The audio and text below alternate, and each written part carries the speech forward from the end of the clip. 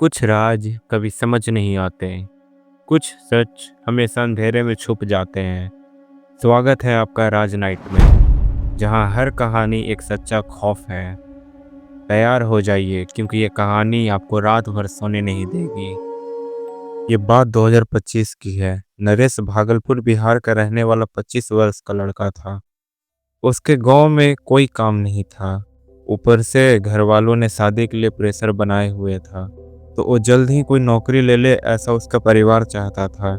क्योंकि जितनी जल्दी नौकरी पकड़ेगा उतनी जल्दी ही उसकी शादी होगी।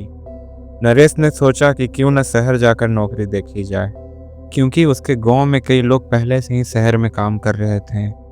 इसलिए उसने अपने गांव के एक आदमी से फ़ोन पर बात की, जो नोएडा में गार्ड की नौकरी करता था। उसने नरेश को नोएडा आने के लिए बोला और कहा कि मैं तुम्हारी नौकरी लगवा दूंगा। तो नरेश ने उसका एड्रेस पूछ लिया। 2 दिन बाद ही गांव से निकलकर उससे मिलने चला गया।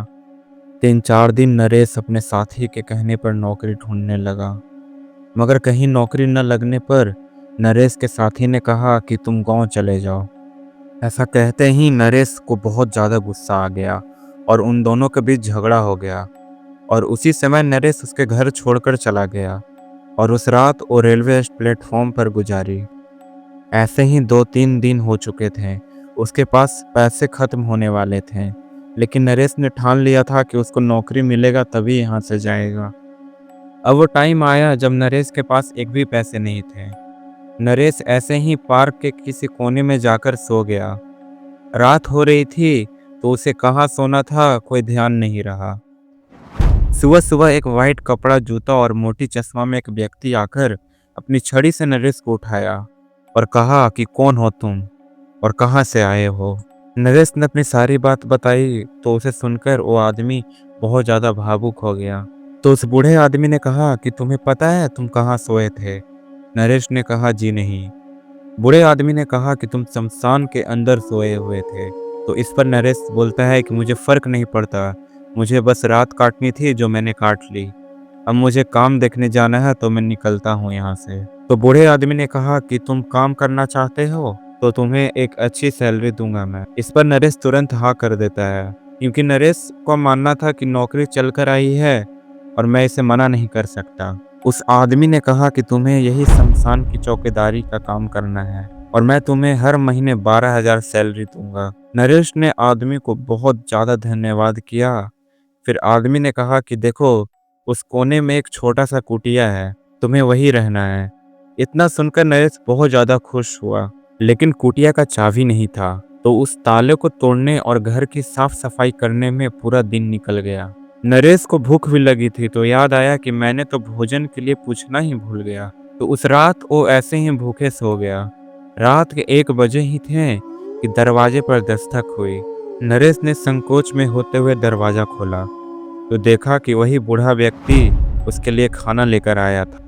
इसको देख नरेश को बहुत अच्छा लगा और वो सोचने लगा कितना अच्छा आदमी है, मेरे लिए खाना लाया है। तभी उस व्यक्ति ने कहा कि कभी भी तुम्हें किसी भी चीज़ की ज़रूरत है तो तुम बगल वाली सोसाइटी में मैं रहता हूँ, तुम वहाँ आकर शिव मंदिर के सामने वाले घर में चौधरी साहब बोलना और खाने की टेंशन मत लेना, रोज़ तुम्हें मेरा नौकर खाना पहुँचा जाएगा।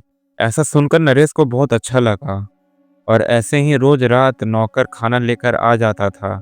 लेकिन नौकर बहुत ही गंदा स्मेल करता था, तो सिर्फ खाना लेकर दरवाज़ा जल्दी बंद कर लेता था नरेश। ऐसा करते करते 12 दिन हो जाते हैं और नरेश सोचता है कि आज वो शिव मंदिर जाएगा और भोले बाबा को धन्यवाद करेगा, क्योंकि नौकरी के बाद एक बार भी नरेश शिव मंदिर नहीं गया था। तो वो शिव मंदिर गया और पूजा पाठ किया और वहाँ भंडारा लगा था।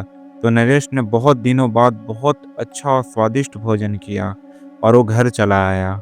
उस रात उसका पेट पूरा भरा हुआ था। तो जब उसका नौकर खाना लेकर आया, तो नरेश ने सोचा कि खाना लौटा देता हूँ, लेकिन फिर सोचने लगा चौधरी साहब बुरा मान जाएंगे।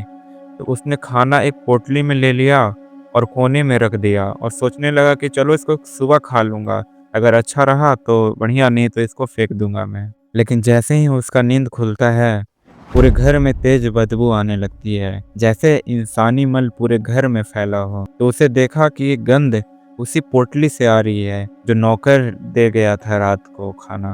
उसका कहना था कि चौधरी साहब ऐसा काम नहीं कर सकते, ये जरूर उसी नौकर ने किया है। उसी सुबह नरेश चौधरी साहब के बताए पते पर पहुंच गया और जोर जोर से चिल्लाने लगा, चौधरी साहब, ओ चौधरी साहब, क्या आप अंदर हैं? चौधरी साहब के घर से एक युवा लड़का बाहर आता है और आकर बोलता है, हाँ भाई, कौन हो तुम, किससे मिलना है तुम्हें? नरेश ने विनम्र स्वर में कहा कि जी, मेरा नाम नरेश है, मैं पास वाले शमशान में काम करता हूँ और मुझे चौधरी साहब से मिलना है क्योंकि उन्होंने ही मेरी नौकरी लगवाई थी, मगर कुछ समस्या है जिसलिए मैं यहाँ उनसे मिलने आया हूँ। लड़के ने कहा कि तुम्हें पिताजी ने नौकरी कब दी थी? नरेश ने कहा कि यही 10-12 दिन पहले वो मुझसे शमशान में सुबह सुबह 4 बजे मिलने आए थे और मुझे नौकरी दे दी थी। नरेश को अंदर आने को कहा और एक कमरे में ले आया और एक बड़े से आकार चित्र दिखाते हुए बोला कि देखो, यही है क्या तुम्हारे चौधरी साहब? इस पर नरेश ने ऊंची आवाज में कहा, हाँ भाई, यही है। लड़के ने गंभीर आवाज में कहा, इनका स्वर्गवास 7 साल पहले ही हो चुका है, इसलिए इनसे चित्र पर हार डाला हुआ है। नरेश ऐसा सुनते ही उसको चक्कर आने लगा और वहीं गिर जाता है। कुछ देर बाद जब होश आया तो चौधरी साहब का पूरा परिवार उसके इर्द गिर्द था।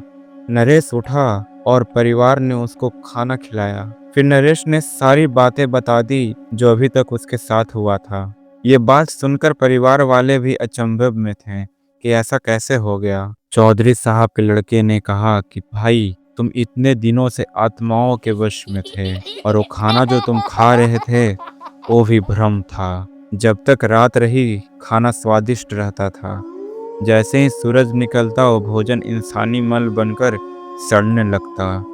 खैर छोड़ो, तुम बच गए, वरना अभी और भी बुरा हो सकता था तुम्हारे साथ। लड़के ने साथ जाकर नरेश का सामान कुटिया से बाहर ले आया और उसके गांव जाने के लिए रेल टिकट भी लेकर दे दिया, जिससे अपना नरेश ठीक ठाक अपने परिवार के पास पहुंच गया। अगर आपको भी ऐसी कहानियाँ पसंद है तो आप हमें सब्सक्राइब कर सकते हैं और अपनी कहानी हमारे इंस्टाग्राम पे भेज सकते हैं। Thank you for listening Raj nights.